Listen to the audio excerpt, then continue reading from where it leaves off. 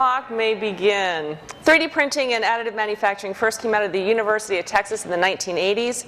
Industry compound annual growth averages 26.4%. The industry is expected to grow to $10.8 billion by 2020. It's an evolution rather than a revolution. 3D printing and additive manufacturing are changing how we solve problems, from industrial applications and research and development to our personal lives and how we learn across industries, across disciplines. Rapid technologies are digitizing the physical world. Innovation and entrepreneurship are at the heart of these technologies. New ways of making prosthetics restore dignity. Maryland's micro 3D printer blew the house off of their Kickstarter campaign just a few weeks ago. And online platforms like Shapeways make 3D printing accessible to anyone with an idea and access to computing technology. It's a paradigm-shifting technology. If we can imagine it and have the skill to design it, 3D printers can print it. And we're making new things like complex geometry that otherwise could not be manufactured. It's an emerging industry, and there's a lot of innovation underway across the board. 3D printing is being used to solve all kinds of problems faster, more efficiently, with new competitive advantages. New technologies allow new solutions, and we need to integrate it cross-disciplinarily. The sweet spot is in high-value, low-volume parts, and in this regard, it is revolutionizing some industries. More than 2 million people use Invisalign aligners. 95% of the hearing aids are 3D printed. It's an enabling technology. We can enable people to solve problems differently by implementing a digital culture in our schools, our workplaces, and our public spaces. What will we create when we have a 3D printer on every desk and in every classroom? Among best practices is hybridizing current processes, and UAV Solutions in Jessup, Maryland is an excellent example. They started in 2007 with 11 employees and have steadily evolved their processes. They run 6 3D printers 24/7 and today have 55 employees. Danko Arlington Foundry in Baltimore City is another excellent example of hybridizing current processes. John Danko turned to 3D printing when he had a hard time finding pattern makers. He attributes 3D printing and additive manufacturing to winning bids, making profit, and adding jobs. It's an evolving industry, so it's important to study the case studies both locally and globally. GE is printing titanium fuel nozzles, reducing 18 parts to 1, making parts that are 5 times stronger and 25 times lighter. And the multiplier effect on those numbers is significant.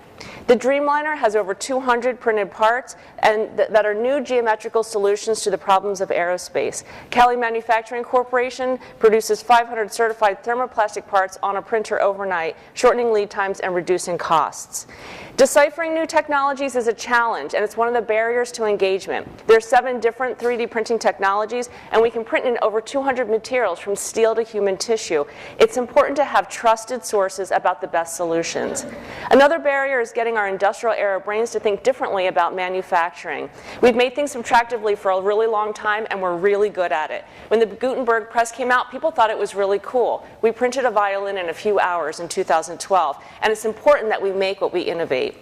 Allocating resources, whether capital or human, is another barrier to entry. Determining how to start, where to start, and how much it's really going to cost are key questions. And is there a skills pipeline? And are we sufficiently educating and training our workforce for advanced technologies? And perhaps the $1 million question is, when do I get in? The technology is solid for prototyping, but how much are we really additively manufacturing? I want to tell you that I really do believe that the train has left the station and we are on our way. 3D Maryland is an initiative of the Howard County Economic Development Authority and part of the Maryland Center for Entrepreneurship in partnership with the Regional Manufacturing Institute of Maryland. And we are working to build a loosely coupled system of collaborative relationships across sectors throughout the state to increase Maryland's competitiveness.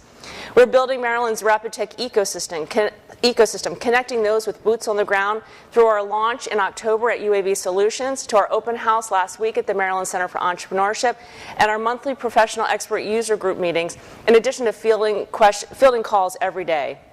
The Innovation and Prototyping Lab is a technology-agnostic resource where people can learn about the various technologies associated with 3D printing and additive manufacturing, how they're being used, and best practices. We are working to address the barriers to entry, identifying gaps, filling needs, and connecting resources. Having an initiative like 3D Maryland wrapped inside a community like the Maryland Center for Entrepreneurship is extending the boundaries of an incubator and its reach into the ecosystem. It's a new intermediary advancing the innovation and entrepreneurial ecosystem. 3D Maryland is committed to leading the charge in Maryland. We are telling Maryland's story on the national stage, marshaling our tremendous resources, and building collaborative relationships to build Maryland into a national hub for 3D printing and additive manufacturing, making Maryland more competitive and growing business in Maryland. Let me know how we can help.